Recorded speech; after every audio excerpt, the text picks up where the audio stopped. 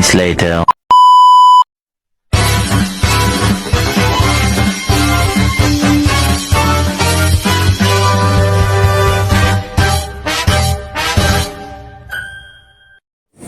Halo guys, pada video kali ini saya akan menunjukkan contoh dari tumbuhan paku, lumut, dan juga lichenes. Tumbuhan paku atau Pteridophyta adalah salah satu divisi dalam kingdom Plantae. Kelompok tumbuhan ini memiliki ciri khusus termasuk memiliki akar, batang, dan daun sejati yang berkembang dengan baik. Mereka juga memiliki pembuluh pengangkut sehingga sering disebut sebagai tumbuhan berpembuluh atau Thrasceophyta. Tumbuhan ini juga dikenal sebagai Cormophyta berspora karena memiliki mikroorganisme dengan reproduksi menggunakan spora. Mereka memiliki siklus hidup yang melibatkan reproduksi aseksual dengan spora, di mana spora yang dihasilkan akan tumbuh menjadi individu baru yang disebut gametofit. Selanjutnya, gametofit akan menghasilkan sel-sel kelamin atau gamet yang menyatu dengan membentuk sporofit yang merupakan fase tumbuhan dewasa. Keberadaan pembuluh darah pengangkut pada tumbuhan ini memungkinkan mereka untuk mengangkut udara, nutrisi, dan zat organik ke seluruh bagian tumbuhan dengan lebih efisien. Hal ini juga memungkinkan untuk tumbuh lebih besar dibandingkan dengan tumbuhan non-paku seperti lumut. Tumbuhan paku-pakuan mempunyai anggota kurang lebih 9.000 jenis. Ia sudah mempunyai akar, batang, dan daun sejati sehingga disebut sebagai Cormophyta. Ciri-ciri tumbuhan paku antara lain yang pertama, ukuran makroskopis tubuh. Beberapa tumbuhan paku dapat mencapai tinggi sekitar 20 meter dan merupakan tumbuhan yang relatif besar. Yang kedua, jaringan pengangkut yang teratur. Pada batang tumbuhan paku terdapat jaringan pengangkut xilem dan floem yang tersusun secara teratur dan bertipe kolateral. Jaringan ini berfungsi untuk mengatur udara, nutrisi, dan zat organik ke seluruh bagian tumbuhan. Yang ketiga, habitat kosmopolit. Tumbuhan ini dapat ditemukan di berbagai wilayah dan habitat di seluruh dunia. Mereka memiliki penyebaran yang luas dan mampu tumbuh di berbagai kondisi lingkungan. Yang keempat, berbagai cara hidup. Dapat hidup secara saprofit atau bergantung pada bahan organik mati, epifit, hidup menempel pada permukaan tumbuhan lain, dan hidup di atas tanah atau di udara. Mereka memiliki adaptasi terhadap berbagai kondisi lingkungan. Yang kelima, metagenesis dalam reproduksi. Seperti tumbuhan lumut, tumbuhan paku juga memiliki siklus hidup dengan metagenesis, di mana turunan gametofit dan sporofit bergantian. Sporofit merupakan fase yang menghasilkan spora dan memiliki umur yang relatif panjang, sedangkan gametofit berupa protalium yang umurnya lebih pendek. Yang keenam, ciri morfologis. Beberapa ciri morfologis tumbuhan ini adalah ujung daun yang masih muda menggulung. Daun dapat dibedakan berdasarkan ukuran menjadi makrofil besar dan mikrofil kecil, serta dibedakan berdasarkan fungsi menjadi tropofil atau berperan dalam fotosintesis dan sporofil menghasilkan spora. Spora yang dihasilkan oleh tumbuhan paku yang berkumpul dalam satu wadah yang disebut sporaganium.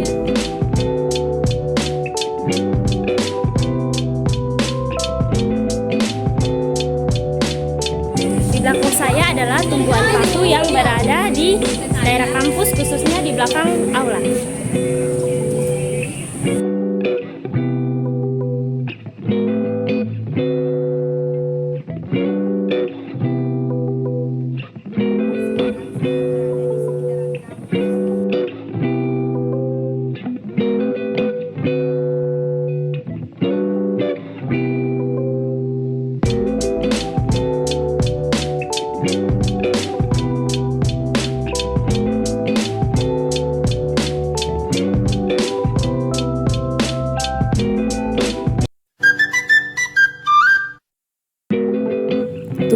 Tumbuhan lumut atau Bryophyta adalah tumbuhan yang hidup di darat, umumnya berwarna hijau dan berukuran kecil.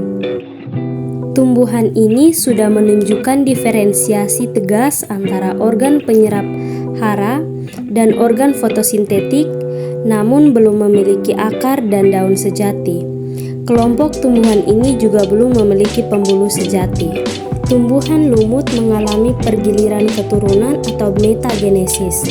Dalam proses metagenesis ini, lumut mengalami dua fase kehidupan, yaitu fase gametofit atau haploid dan fase sporofit atau diploid.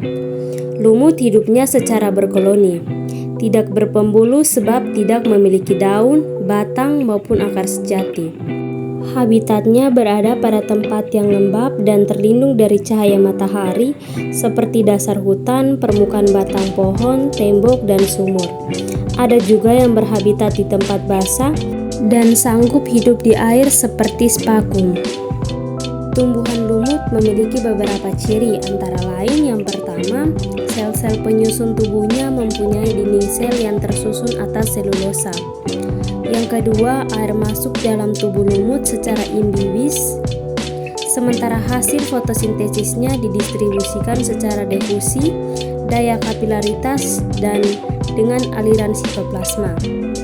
Yang ketiga, dinding sel terdiri atas selulosa. Yang keempat, mengalami metagenesis. Yang kelima, merupakan peralihan antara Talophyta dan Chormophyta. Yang keenam, permukaan luar tubuh dilapisi dengan lapisan berlilin yang berguna untuk menahan masuknya air dan mengurangi penguapan. Yang ketujuh, akar berupa akar semu yang terdiri dari beberapa lapis sel parenkim dan berbentuk seperti rambut atau benang-benang. Yang kedelapan, sigot berkembang menjadi embrio dan akan tetap tinggal di dalam Gametagonium betina, sementara diproduksi antheridium dan ovum diproduksi archegonium. Tumbuhan lumut atau Bryophyta dibagi menjadi 3 kelas, yaitu lumut daun atau Bryophyta, lumut hati atau Hepatichophyta, dan lumut tanduk atau Anthocerophyta. Lumut daun adalah jenis tumbuhan yang sering dijumpai di daerah yang lembab. Pada umumnya, satu individu lumut daun menghasilkan jenis gamet yang berbeda sehingga dapat dibedakan mana individu jantan, mana individu betina. Yang berikut lumut hati atau Hepatichophyta mempunyai bentuk tubuh seperti lembaran, banyak lekungan, dan menyerupai bentuk hati. Oleh karena itu, lumut hati pernah dianggap bisa membantu menangani penyakit hati. Lumut hati memiliki tubuh dengan struktur akar, batang, dan daun sehingga sering dianggap sebagai kelompok peralihan dari tumbuhan Talophyta ke Chormophyta. Yang terakhir, lumut tanduk atau Anthoceropsida mempunyai bentuk sporofit yang panjang dan runcing yang dapat tumbuh setinggi 5 cm. Sporofit lumut tanduk hanya terdiri dari sporangium dan tidak memiliki seta. Spora matang akan dilepaskan oleh sporangium yang pecah atau terbuka dari ujung tanduk. Yang terakhir, peranan tumbuhan lumut atau Bryophyta. Yang pertama, menahan erosi tanah. Pengikisan tanah juga bisa dicegah dengan kehadiran lumut. Sifat penyerap air dengan baik yang dimiliki lumut membantu tanah terjaga kepadatannya dan tidak mudah mengalami erosi. Yang kedua, mengurangi bahaya banjir. Lumut juga berperan dalam mencegah bencana banjir karena air hujan yang turun diserap dengan baik oleh tumbuhan lumut. Dan yang terakhir, lumut juga digunakan sebagai obat pneumonia. Lumut memang berperan penting dalam dunia medis, tidak hanya untuk mata, kulit, hati, hingga jantung. Lumut juga bermanfaat dalam pembuatan obat untuk penyakit pneumonia.